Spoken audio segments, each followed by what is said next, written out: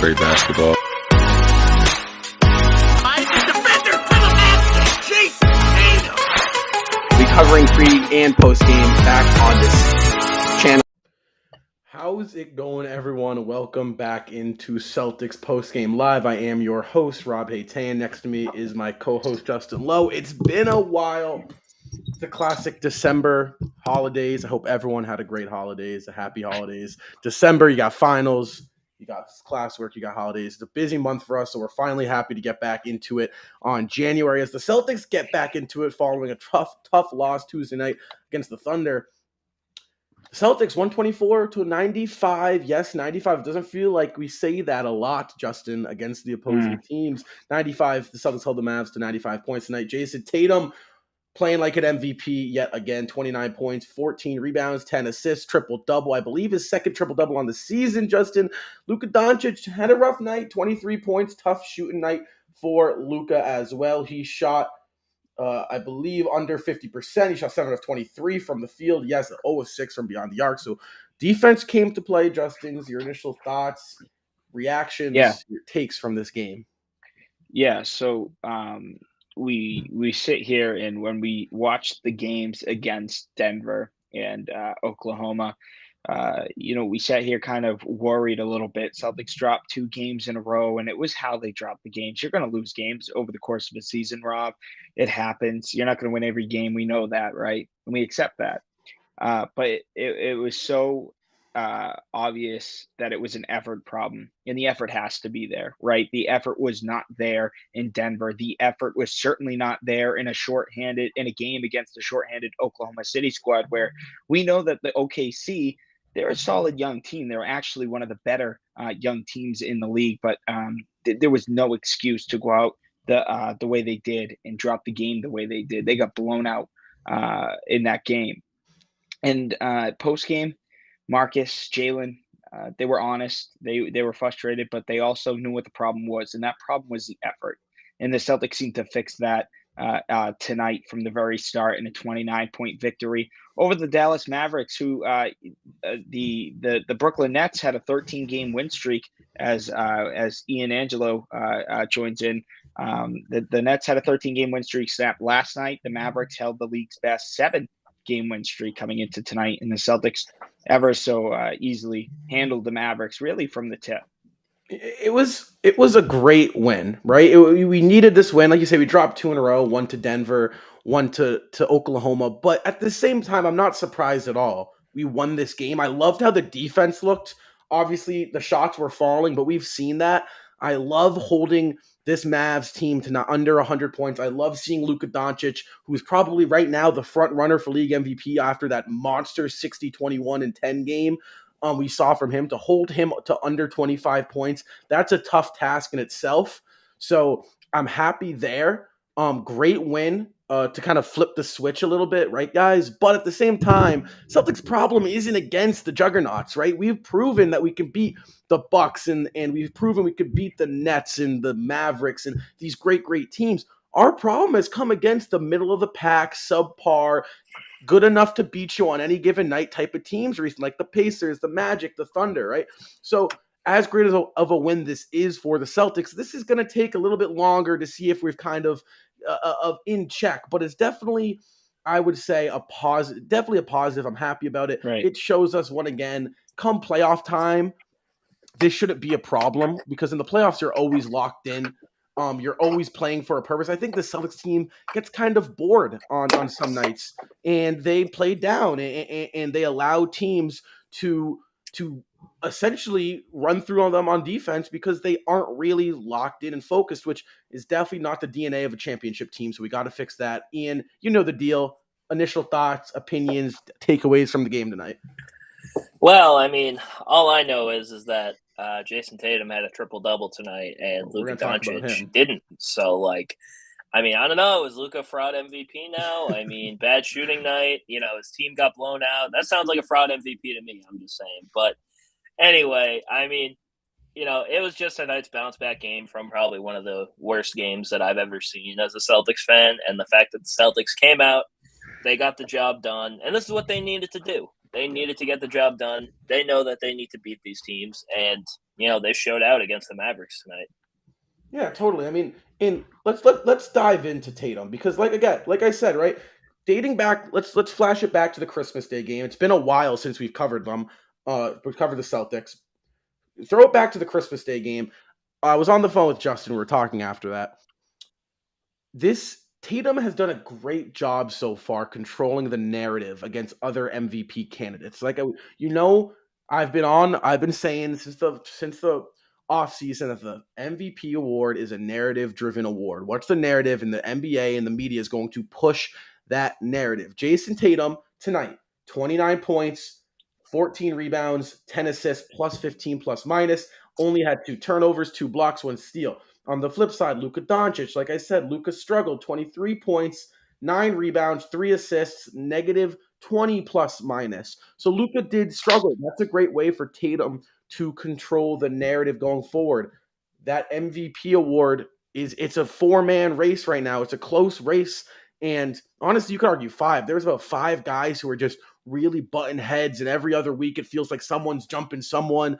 And Justin, how big of a performance was this for JT tonight to kind of give him that edge in the MVP race right now? Right. Can you hear me? Am I good? Yeah. Okay, good. This was a huge game for Jason Tatum and the Luka Doncic saga. And, we've seen Jason Tatum perform really, really well against the MVP candidates of this season. We've seen the Joel Embiids. We saw on Christmas Day, you mentioned the Giannis. We've seen Luka twice. We've seen Devin Booker. We've seen all these phenomenal top over the notch players. And Jason Tatum has handled these matchups very, very, very well.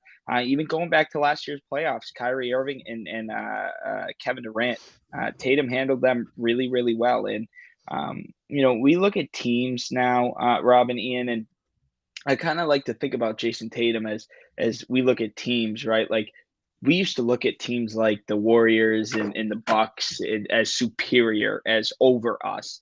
Now we're kind of like, as Seamus says, we are the feared now. Now teams look at us. Now teams circle us on the calendar, right? And I think that's what Jason Tatum. I think Jason Tatum is slowly starting to become like, or not really slowly. I think he is that guy. He is him, as the kids say. Opponents circle Jason Tatum on the calendar. Giannis, he knows what he's in for when he plays with Tatum against Tatum. Luka Doncic only sees Tatum 2 times a year. And what did Tatum do 2 times this year? Yeah. Got his payback for what Luka did last year with the back-to-back buzzer beaters on the road. And I think this is like one of those games where Tatum had a rough shooting night, 8 of 22 from the floor. But this was a game where he showed his improvement other than scoring, showed his value, showed, he is more than just scoring. His game has evolved to more than just shooting the ball and scoring the ball. 14 rebounds. Eddie House says it all the time on NBC Sports Boston. That shows you need a rebound to close out a defensive possession. So when Tatum's getting these 14 rebounds, he's fighting for positioning and he's fighting for that rebound. He's putting the effort in to go for the ball. And then the 10 assists. Yeah, guys are hitting shots and stuff, but he's moving the ball around. The ball movement was to perfection tonight. And that's why the Celtics scored 124 points as well. They moved the basketball around, and it all starts with Jason Tatum. So this was a huge, huge, huge game in Jason Tatum's career. Yeah, I think if you really want to see how well Tatum played, look at his rebounds, because I do think, and I know obviously we've seen games he puts up 50 and only 5 or 6 rebounds, but in these matchups against Dallas and Denver, if you really want to see how if Jason Tatum gets 10 rebounds, that's when you know Jason Tatum is locked in, because he is looking for the ball. He wants to control the pace. Like you said, Justin, JT did a phenomenal job this game. His shots weren't falling first half, and they were kind of still streaky second half. His 3-point, he airballed, I think, two looks at it from 3. One of them was a foul, but Tatum has done a great job, or did a great job, has done it all year. Slipped up the past couple of games, it happens, at controlling the pace of the game, being the best player. If you watch this game tonight, the best player on the court was not Luka Doncic, and it was Jason Tatum. That has been the thing when you look at them comparatively. Why is that so? Tatum plays a little bit more of the defensive side of the basketball. I think you saw that tonight. JT, Smart, Horford, everyone was super locked in, engaged, hands were moving on the defense side of the ball. So what's not to love when JT is outperforming Luka Doncic 2 out of 2 times in the regular season? So it's great because last year, guys, past 2 years we've come into Dallas, and what's happened? A little Luka step back, buzzer beater game where it happened over Richardson and Smart last year, and then 2 years ago, I think it happened over Kemba. Yeah, so it's just like, oh my God, it feels good to kind of get our get back at Luka this year. He's really given us some hard times, but JT has kind of brought out the binky, I guess you could say, for Luka this season, because he has definitely been outperforming Luka.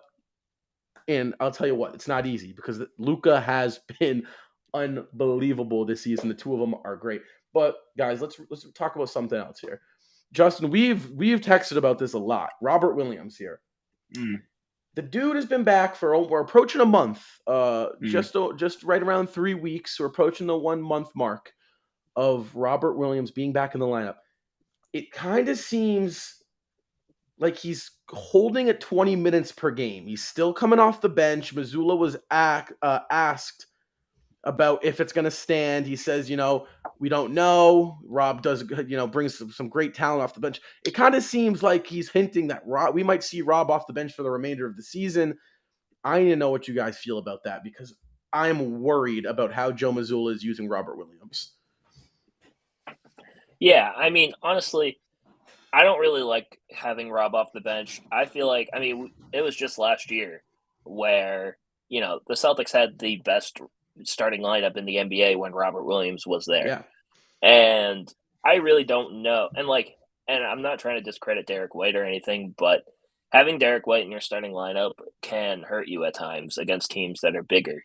Because, you don't have, even though White's a great defender, he's not the level of defender that Robert Williams is. So I would love to have Robert Williams back in the starting lineup. I hope that he's not, relegated to the bench the whole season, because I do want to see Rob play a lot more. And when he's out there, the Celtics look like a completely different team. Well, it's not only that he's just not starting, too, guys. He isn't playing a lot of minutes. And obviously, I did say that, right? When we were talking about it on the podcast, we did mention that this is a possibility that you might see Rob in and out of the lineup on occasion, which we have seen. We saw that against Oklahoma. He was out for his left knee management. We expected that. But I do think it's worrisome that when Damian Stoudemire is coaching and managing things for the Celtics, his usage rate was a lot higher. He had his best game of the season. He had like 12 rebounds, 15 points, or 12 points, 15 rebounds, I believe, against Houston. So it's kind of like, yes, Mazzulla, he has shown that he loves this fast-paced, three-point shooting basketball.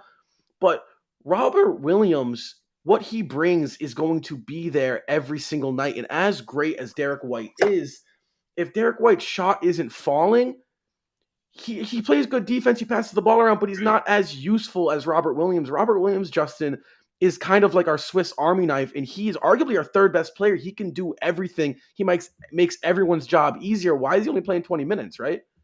Yeah, so I see both sides to it. I'm more so on the side of play the guy. But at the same time, this dude is fragile. This guy is glass. This guy is, what is it? He's just smashing up sugar glass. This guy just breaks with a touch. But at the same time, he's comfortable. He likes where he's at. And that's coming from the player. We can't feel for him. So we have to trust his word. But so, I look at it and he is just unbelievably good. And I think Joe Mazzulla knows that, and the Celtics know that, and he knows that. But when we get to the playoffs, you're going to want to have this guy on zero minute restriction. Even if it's a 30-minute restriction, you want to have Robert Williams at his very, very best. Now, if we're still asking this question post All-Star break, why is Robert Williams only playing 20 minutes a game, then dude, I don't know what to tell you. Mazzulla must not like the guy. That's I'm not starting that narrative at all. Well, but it's funny that after you the say All-Star break, that. if he's only playing 20 minutes, that's telling you something. Yeah. I mean, I really hope it's not like in a case where it just feels like Joe doesn't know how to use Rob in a way. Yeah, because I think that's when he's out there, it looks like Rob completely changes. I mean, we've seen in some of these games where teams won't even touch the paint when Robert Williams is out there, but when he's not out there, they'll just completely attack inside no matter what happens. So honestly, I mean, I hope Mazzulla finds a way to play him more because I think he's huge for the Celtics. Yeah, I think Ian nailed it. I think Joe does not know. Being a guard, Joe Mazzulla doesn't know how to use Robert Williams. He knows how to coach the perimeter. He knows how to coach 3-point shooting, fast-paced type of basketball. It works, right? It's great. But I think the reason you saw Robert Williams' success with Stoudemire coaching us is because Stoudemire was in the league. He's worked with big men. He's been around the game a little bit more than Joe has. He's a little bit older than Joe. Joe's still young. I think Ian nailed it. I don't think Joe Mazzulla knows what to do with Robert Williams. I think he kind of throws him out there and says, go block shots, go rebound, and that's that. Yeah, Rob is a one-of-a-kind type player. Like, I really don't think, like, he's obviously not the greatest player of all time. I don't want to make it sound like that, but at the same time, he's very unique and he's very important and valuable to what the Celtics have. Some say he's the third best player on this team, behind Tatum and Brown. I'll say that. I'd say that. When he's healthy, yeah, I think so. And I think we mentioned this, Rob, when we were talking about, I think it was after the Houston game, give Mazzulla time because we gave Udoka time. Yeah, right. For sure. And that's not just with coaching as a whole. That's talking about Robert Williams as well, because I don't know if you guys remember, Udoka didn't really use Robert Williams really well in that preseason, and then the first few weeks of the regular remember season. He was taking those mid-range jump shots, and we're kind of right, like, and we're like, he was shooting the mid-range shot, and we were like, what is this? Like, we get, he's gonna expand his game sometime to those 15 to 18 foot jump shots, but not that early. And hey, we gave Udoka time. Let's give Mazzulla a little time. I also want to give Mazzulla his flowers because the past few games have been rough. The past few weeks have been rough. He's been able to weather the storm. And my thing is to the people who are like, screw Mazzulla and all this and that. Hey, we said the same thing. Not we as in me, but said the same thing about Udoka 20 games into the season, and Udoka took us to the 2 games away from our 18th banner. And if you remember, our defense was not good to start the first half of the season. Right. It was kind of just as bad. It was really good some nights and then really bad others. And I think that we had scores. If you go back and look at the schedule, some of the scores were just really weird. Like, one Miami game was like 92-75. And I know, it looked like we were playing like 90s basketball at the beginning of the year. It really did. So, we talk about how Mazzulla uses Rob. Right now, it's a little bit understandable because he's just coming back from an injury, and we know how fragile he is. We want him for the playoffs. But I think we start to, if we're going to start to get concerned of any sorts, it comes after the All-Star break, not 3 weeks into him coming back. But it does raise an eyebrow because he looks so comfortable when he is on the floor, and he affects the game so much more when he's on the floor. Celtics look really comfortable when he's on the floor. So hopefully in the coming weeks we see Rob's minutes start to increase, which I think we will. I think we will. Yeah. Let's dive into the standings here now. Like I said, it's been a while since we've been talking C's, so we got a lot of changes in the standings, with one of them being the Brooklyn Nets. Obviously, Brooklyn, I believe they dropped one to Chicago, if I'm not mistaken.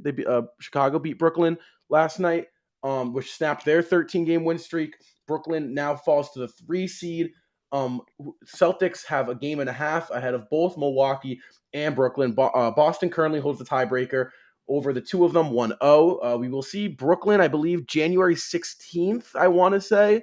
I could be wrong on that date, but it is coming up. We'll see them. They've been playing really good basketball with their new coach down there. Cleveland's still standing at 4. They were teetering around 3-2 through the first 25 games. They've kind of cooled off recently. Obviously, Donovan Mitchell, that 71-point masterclass that we saw the other night.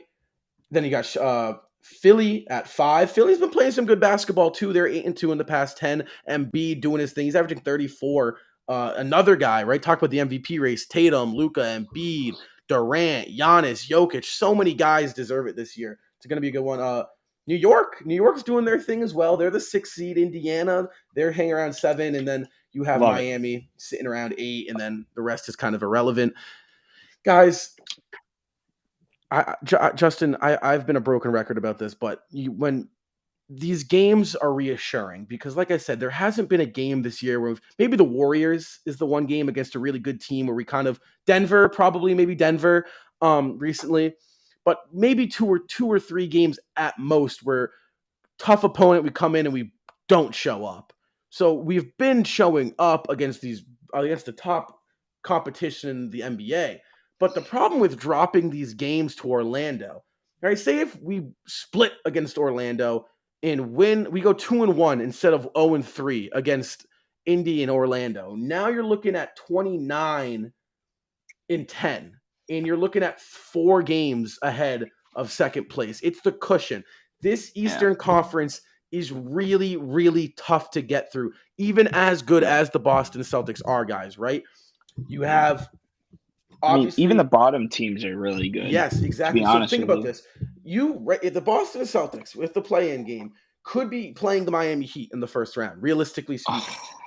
And that's just a series you don't want to see.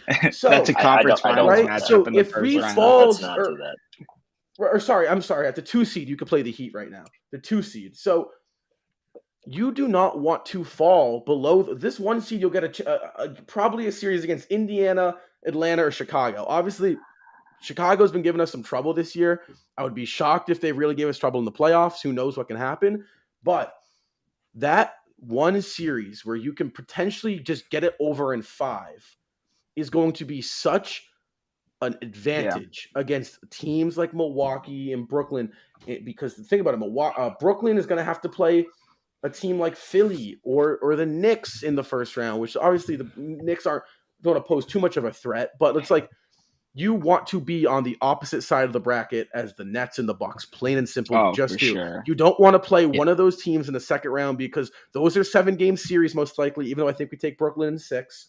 Those are 7-game series potentially, and you can't do that again. We saw what it did last year when you play these really long, competitive, tough series. You're going to run out of gas come the finals. And our goal is kind of right now, our mentality is championship or bust. And if you can get to the Eastern Conference Championship without playing Milwaukee or Brooklyn in the second round, that's important. That's why we're getting so frustrated against these games where we're dropping against Oklahoma and against Orlando. Right, guys? Right. Yeah, definitely. I think it's going to be important because it's one of those things where you want the Celtics to go out there and compete every night. Obviously, it's the NBA. There's an 82-game season. Obviously, every single night, you're not going to come out and have all this energy. But, I mean, you've heard Eddie House on NBC Sports Boston say it all the time. You know, when it comes to championship teams, they don't take, games off. They have the same ambition in almost every single game. So, I don't know how much these losses earlier in the year are going to affect the Celtics. I mean, with the way that the East is headed right now, it could be with the fact that, all of these teams are really good right now. It could be by the end of the year, but I doubt it. It's just one of those things where you kind of want to see the Celtics build good habits in, always going out there, always playing their best, no matter who their opponent is. Yeah, if you look at the next 10 games for Boston, we got San Antonio up next on Saturday. We got the Bulls on Monday, the Pelicans. Then we kind of go home for 2 games. Where's the Bulls game? That's at TD. Oh, we'll be That's fine. on my birthday. There you go. I'm going to that one. So you got Spurs, you got the Bulls, you got the Pelicans, the Nets, the Hornets back-to-back times, both in Charlotte, the Warriors at home, the Raptors, the Magic, the Heat. I would like to lose 2 of those. If we can lose 2 of those next 10 games, I would be okay with 7-3, but I really want to see 8-2 because I know we can do it. Then I'm going to sit here and think. Okay, we're locked in now. But like I said, those back-to-back against the Hornets, that game against the Spurs tomorrow, the game against Orlando on the 23rd in between the Warriors, Raptors, and Heat, those are the games, or I'm honestly circling those games now on my calendar as a Celtics fan because those are the games where you're looking to see wins like this. You want to see us beat, obviously it's great to beat Dallas like this. I'm not complaining, but can we get that done against Orlando to make our lives in the playoffs a little bit easier? Yeah, so let's go Saturday, 6 o'clock, and beat the Spurs. Have the mindset you had against the Dallas Mavericks, who won 7 straight games tonight. It's easier said than done, I'm sure, but at the same time, the Celtics have to want it. That's the thing. At the end of the day, you are on the same level, right? Like there's different levels to this level, but everybody's a professional is what I'm trying to say. Everybody's in the NBA. Anybody nowadays, at least, could be anybody on any given night, right? Like the Spurs, who are have one of the worst records in the league, could come in and blow out the Celtics. We saw this against the Thunder the other night, who were without their all-star and Shai Gilgeous-Alexander, they put up 150 points on the Celtics and had like a 47-point lead at one point, 44-point lead at one point. Like, that's ridiculous. Celtics need to come in with the mentality of getting the job done, getting the win, whether it's by 50 or whether it's by 1. They got to go in with a winning mentality and get the win against San Antonio. Take it game by game. Like, we heard Jaylen Brown talk post-game after the Thunder game. We took a deep breath when Shai was ruled out. That can't happen. Yeah. That can't happen. Yep. Brogdon talked about that. He said Brown, but Brogdon said that. They all sighed. They all took a deep breath and kind of relief. That cannot happen when you are trying to win a championship. I don't care if it's regular season. I don't care if it's January. That can't happen. Celtics need to win games like San Antonio. With all due respect, the Celtics are by far a better team than the Spurs. They're by far a better team than the Magic. By far a better team than the Thunder and Pacers. But you drop games. Celtics got to go in Saturday with a winning mentality. And they need to back up this win, right? It's all about how we respond, right? Celtics responded really well tonight from that Thunder loss. Well, let's respond from this win with another win, right? And then build off of that. That's how you create a winning culture. And these guys know how to do it, and I'm confident in them. But again, they got to go in and beat Jay Rich and Noah Vonleh and Romeo Langford. And Romeo had a really good game the other night for the Spurs, so his confidence is rolling high. The San Antonio Celtics apparently, actually, I think they're going to release Noah Vonleh, so that's not going to happen. But nonetheless, Celtics got to go out and get the win on Saturday night, guys. Yeah, absolutely. We're promising. Good sign, right? Just like the game against Milwaukee when we were struggling, and it's just a positive, good sign. It's like our mindset's in the right spot right now, and that's what's important. We saw a stretch at home towards the later half. Bucks, we looked good. Rockets, we looked good. So Clippers. San Antonio, Clippers, we looked good as well. Spurs, we struggle sometimes. We lost at San Antonio on the road last year. We got Derek killed White, that game. White and DeJounte Murray really gave us trouble. San Antonio's trying to lose basketball games, Boston. So let's kind of roll through. Try to win. Let's try to win. Help the tank. I know Kevin Durant and Luka Doncic are on the other side of the court, so it's a little bit harder for you to lock in. But try your best. Hey, I mean, I feel like they'd want to win. They'd want to beat Josh Richardson. They want to beat. They want to beat Romeo.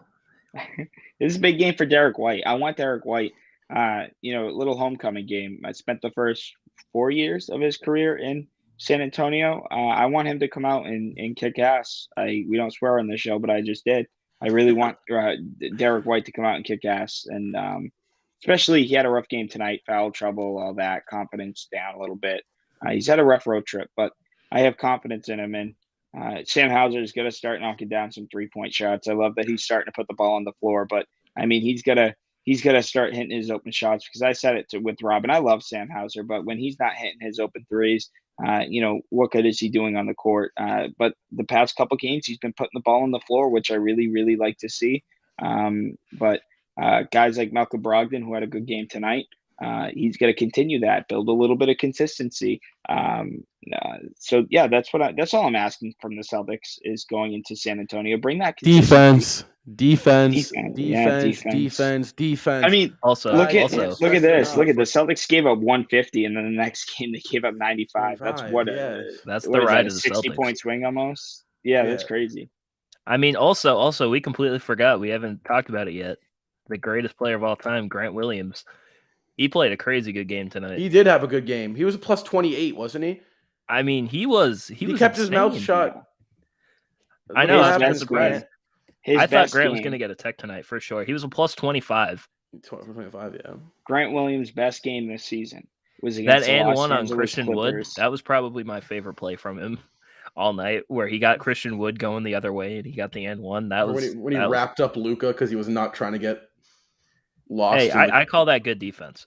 No, yeah, that's hard knocks, smart. That's smart defense right there. That's Grant Williams style defense. For anyone asking, I see comments. You can count on post games every given night.